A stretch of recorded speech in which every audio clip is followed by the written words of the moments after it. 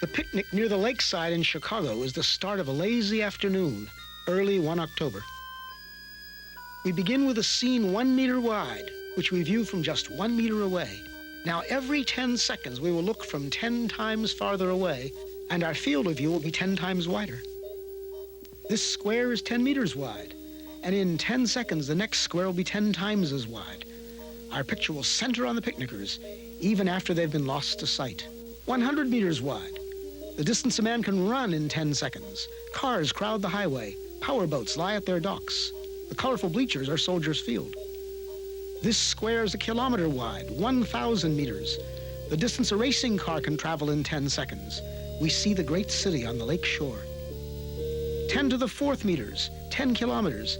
The distance a supersonic airplane can travel in 10 seconds. We see first the rounded end of Lake Michigan, then the whole Great Lake. 10 to the 5th meters, the distance an orbiting satellite covers in 10 seconds. Long parades of clouds, the day's weather in the Middle West. 10 to the 6th, a 1 with 6 zeros, 1 million meters. Soon the Earth will show as a solid sphere. We are able to see the whole Earth now, just over a minute along the journey. The Earth diminishes into the distance, but those background stars are so much farther away that they do not yet appear to move. Of a myriad comets too faint to see completes the solar system.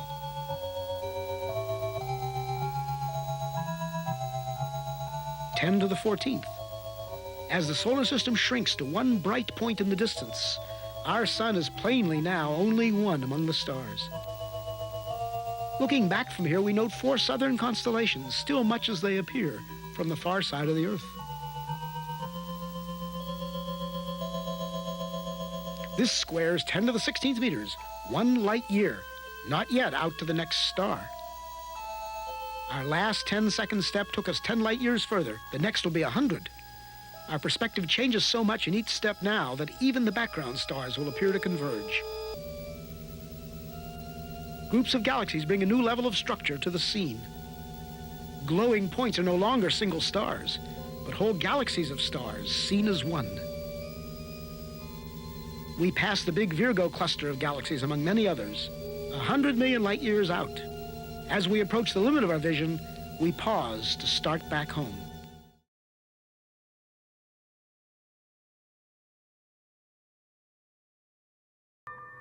Somewhere in the universe is a small blue planet, the third rock from a star called the Sun, just one of billions of stars in a spiral galaxy known as the Milky Way. But where in the universe is the Milky Way?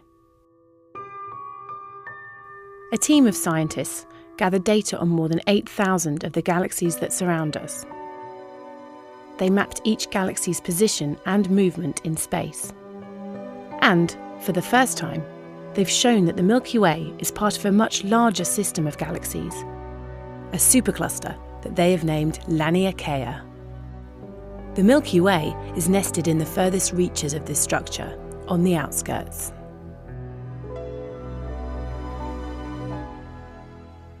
The entire universe can be seen as an intricate network of galaxies, a cosmic web. Some areas are almost empty, dark voids. Others are densely packed with galaxies in regions known as superclusters. Superclusters are the biggest structures found in the universe, but scientists have struggled to define where one ends and another begins. To map our home supercluster, a team led by Brent Tully at the University of Hawaii studied the motions of the galaxies around us in unprecedented detail. Even though the entire universe is expanding rapidly, gravity is also at work, pulling against this acceleration. By discounting cosmic expansion, the team worked out which galaxies are being pulled towards us, shown in blue, and which are being pulled away, shown in red. This enabled them to create a map of cosmic flows, the paths that galaxies migrate along, tugged at a tiny pace by the force of gravity. Using this motion, they came up with a new way to map the distribution of matter in the universe. Delving into our home supercluster, you can see that most galaxies are being pulled towards a dense centre. This is known as the Great Attractor. Our galaxy is among those sliding towards this patch of space, which dominates our region of the universe. Let's take a different view. Each circle represents a galaxy. Again, we can see most galaxies being pulled towards the Great Attractor in the direction of the arrows. Between the Great Attractor and us, the Milky Way, there's a relatively empty area, a blue void. And next to us is Virgo, a large and dense cluster whose bright galaxies have been observed from Earth for centuries. Until now, astronomers grouped us, the Milky Way and its surrounding galaxies, with Virgo and nearly 100 other clusters in a supercluster that stretches 100 million light-years across. But using this new technique, we can see that this is just the tip of the iceberg. This cluster of clusters is merely an appendage of a much larger supercluster, more than 100 times bigger and more massive. But how did the team know how to redraw the boundaries of this cosmic map?